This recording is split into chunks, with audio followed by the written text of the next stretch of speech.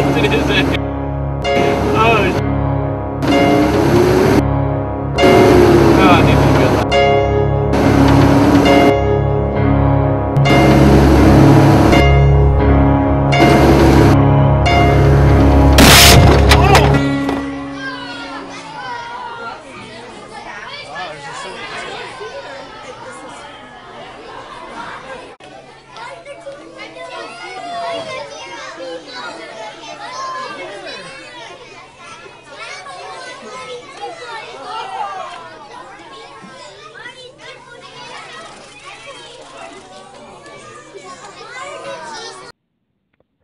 In the Middle East, there was very many hardships. Well, the first one was trying not to get shot or blown up. Others were, not nowhere near as important, but there were times we didn't have water, enough food, or proper hygiene. There was a few people that I know suffered from PTSD, along with myself. They had trouble sleeping. They drank a lot. They drink a lot so they can fall asleep and actually sleep. They were quiet. Some of them, did try and reach out and communicate with me or with others.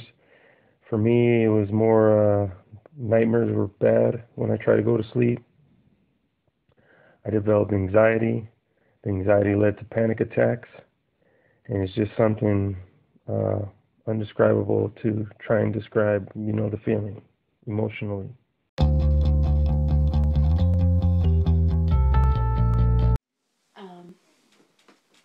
What did you notice when your son came home from war and had post-traumatic stress disorder? I noticed that he wasn't the same person. He had the tendency of isolating himself from the family, less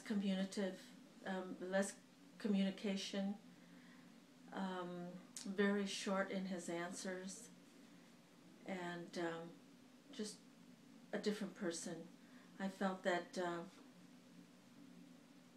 that wasn't my son that came back home. He was totally different, changed. And how did that affect you as his mom? As a mom, it affected me a lot because I knew that my son was not the same. I could view the fact that he didn't feel comfortable driving alone. He was experiencing anxiety. Being in a car, he couldn't have two cars on either side of him. He felt enclosed. And just little things that could trigger his mind. I personally experienced something where we set an alarm clock and it went off, and it just totally just upset him. And it was something that I just couldn't believe, that the simple alarm clock could just trigger his mind, thinking that he was back there. And at that moment I even kind of felt fear, because then I noticed that we needed to be careful with little things again. An alarm going off. What would you like the 2016 presidential campaign? I feel that there should be more awareness of post-traumatic syndrome. It is there. Our men and women coming home should be able to get treatment, get counseling, and know that when they come home they have the treatment available. And I also think that having a group discussion involving the family, because I know that if you have a close family, you can get to a point where you can talk to your servicemen and women and be able to get them to talk about it and put it behind them and be able to continue to look forward and have a good future without this post-traumatic syndrome stopping them from what they want to do.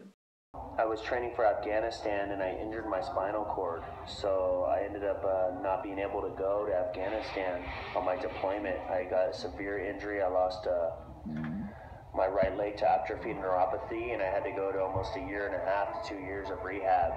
So that was really hard for me. That was probably the hardship that I faced personally, was teaching myself how to run and walk and jump rope and all that stuff again was very difficult. Reports that more Vietnam vets are seeking psychiatric help, and they write that after more than 30 years after the war ended in Vietnam, veterans are seeking help for post-traumatic stress disorder. Experts say one reason appears to be the harrowing images of combat in Iraq, and their figures show that PTSD disability compensation cases have nearly doubled since the year 2000 to an all-time high of more than 260,000. The biggest bulge has come since 2003 when the war started.